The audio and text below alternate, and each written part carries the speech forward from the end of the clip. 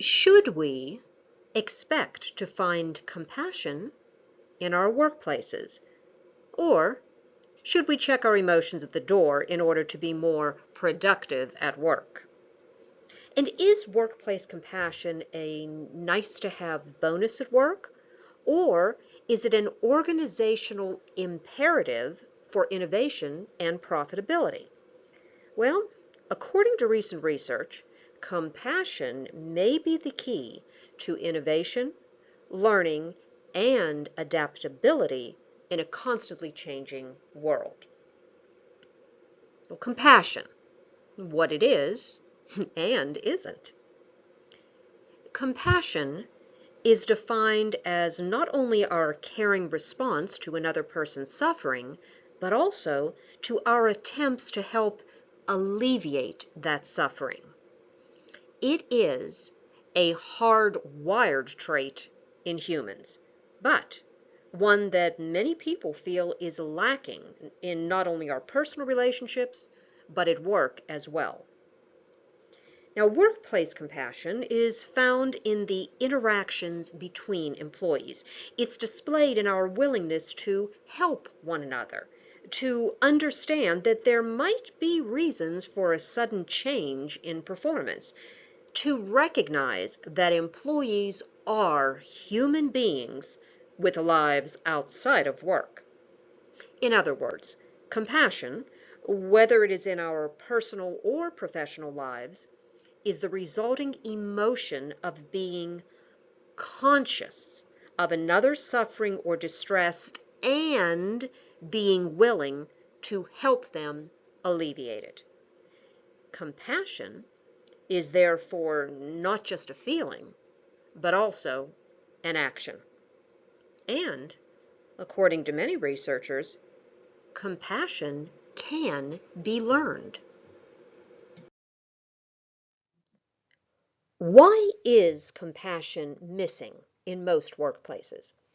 Well, in general, there are three causes that deter compassion in the workplace. Number one, the belief that professional and personal lives should be kept separate. Number two, the fear of appearing vulnerable and weak. And number three, the confusion surrounding how to offer support. Well, there's a long-held belief that emotions should be left at the door when we enter the workplace. That whatever is going on in our personal lives should be compartmentalized in order to be dealt with when we leave work. Now, that may have worked when most of us worked a standard 40-hour work week and were essentially unreachable outside the office or work site. But all that changed with the onset of technology. While technology has been a great boon to many businesses and its workers, it has come with a price, the 24/7 e-leash. Today, we are constantly accessible at any time of the day or night by email, text messaging, or even the old-fashioned phone call. And workers often are unable to resist the technological call, even if they are on vacation or celebrating a holiday with their families. In fact, some workers will check in even if they are hospitalized, but still conscious.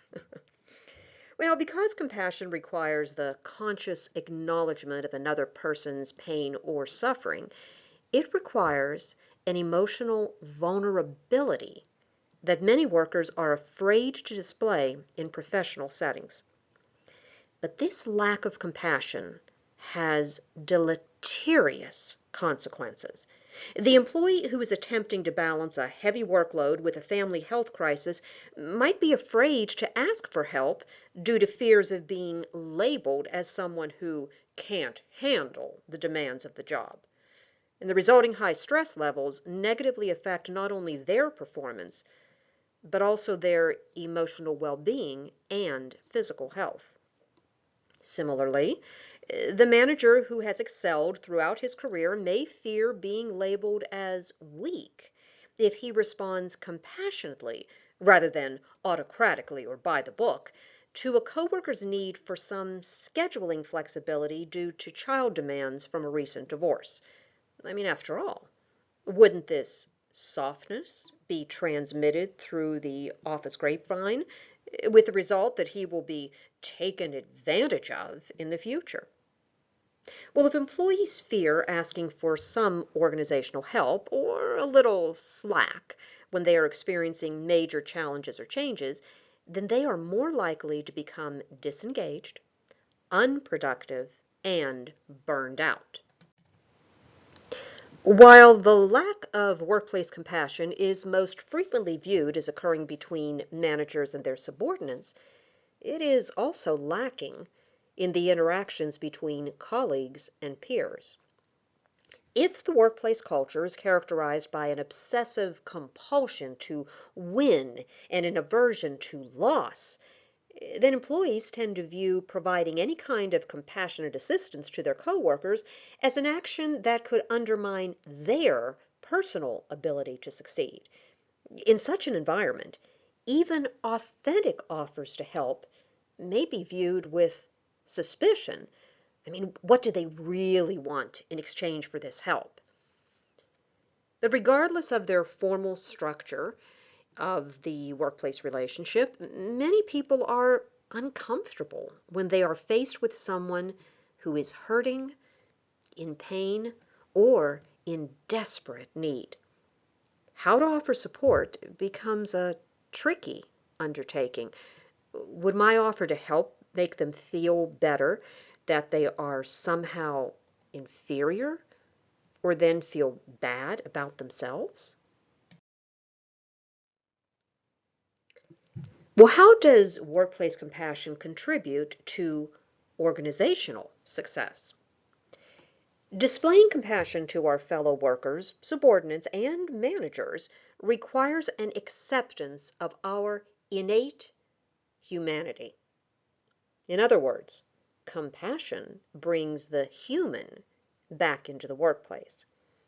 But compassion is not just a feel-good workplace characteristic. According to Warline and Dutton in 2017, and I quote, compassion matters for competitive advantage.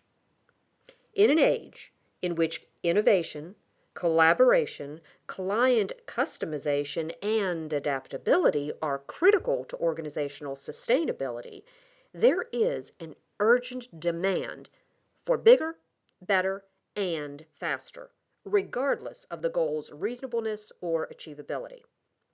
As burnout runs rampant in many organizations and employees choose to leave their employers rather than continuously strive toward the achievement of these unreasonable demands, organizations must rethink their attitudes toward urgency. Now, urgency was first touted as a way to create an adrenaline rush in employees so that they could work tirelessly toward the completion of tasks that were critical to organizational success. But urgency and adrenaline are only healthy and sustainable in short doses. And prolonged periods of urgent action that are not balanced with periods of respite and reward create not only burnout, but also emotional and physical health problems. In other words, if everything is urgent, then nothing really is. By instead rethinking organizational policies and processes in terms of their level of compassion toward workers, companies can reap the benefits of an engaged, energized, and loyal workforce. I'm not kidding. Adding compassion as a criteria for policies and procedures has measurable benefits. In a study by Jonathan Haidt of New York University, leaders who interacted with their subordinates in ways that were perceived as fair and self-sacrificing were rewarded with employees who were more loyal, committed, and collaborative in working to find solutions to problems. And Fowler and Christakis found that generous, compassionate, and kind actions created a chain reaction in workplaces, thus creating a cultural change toward compassion. And in a 2012 study published in BMC Public Health, compassionate acts built bonds between workers, which led to decreased stress levels and greater productivity. So, workplace compassion creates a culture of cooperation and trust. Rather than a culture of competition, organizational cultures that exhibit and support compassion tend to have lower healthcare utilization rates, greater employee engagement, less turnover, and a culture of trust that supports learning and innovation. I told you, I wasn't kidding. So here are 5 tips to building workplace compassion. While I firmly believe that every employee desires to be treated compassionately at work, I also recognize that there are many hurdles to building a culture of compassion. Well, based on my research, I have identified 5 simple ways that organizational leaders and individual employees can approach their work with a sense of compassion. Tip number 1: don't respond based on implicit assumptions. Now, bias is well researched in the protected classes, such as gender, race, religion, etc., but is infrequently acknowledged in the areas of human behavior. While everyone has implicit biases through which we appraise the behaviors of others, it is important to step outside of these biases in order to see another's perspective of the challenging situation. Tip number 2: be present and authentic. Compassion should be given freely. This is accomplished by being present in the moment, taking the time to see and listen to the people with whom you are engaged. In other words, get out of your head and open your heart. Tip number 3: encourage employee conversations about non-work activities. When employees are encouraged to socialize with one another, it provides greater insights into their motivations, fears, and aspirations. When sharing such information, it can build trust and encourage a greater proclivity to help and support each other. Now, here's a note: be patient with such sharing activities and never, ever force someone to share more than what they are comfortable with. Tip number 4: create organizational initiatives that encourage employees helping each other. Organizations that have a strong sense of community involvement may have an advantage in building a compassionate, collaborative culture. But don't focus exclusively outside the organization. Perhaps create an initiative that allows employees to provide assistance to other employees who might be in need. For example, a fund which allows workers to donate their unused time off or make a financial donation to help a coworker. And tip number 5: recognize when employees act compassionately and help each other.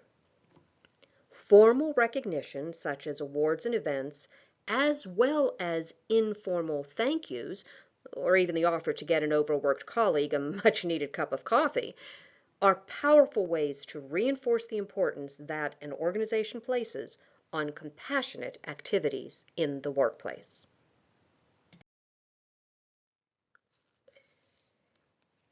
We humans are wired to empathize, which is an important aspect of compassion.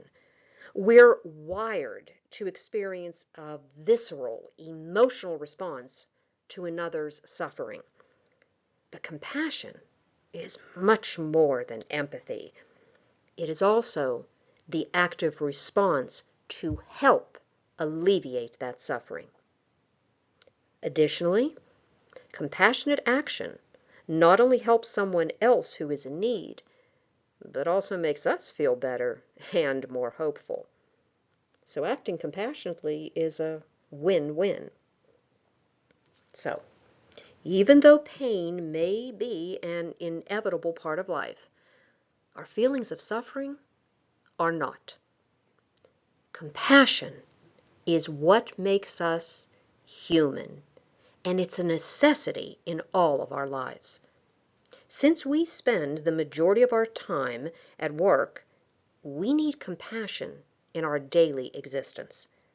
And it is through acts of compassion that companies can embrace the humanity of its workforce and harness the power of its only non-duplicatable competitive advantage, and that is its human resources.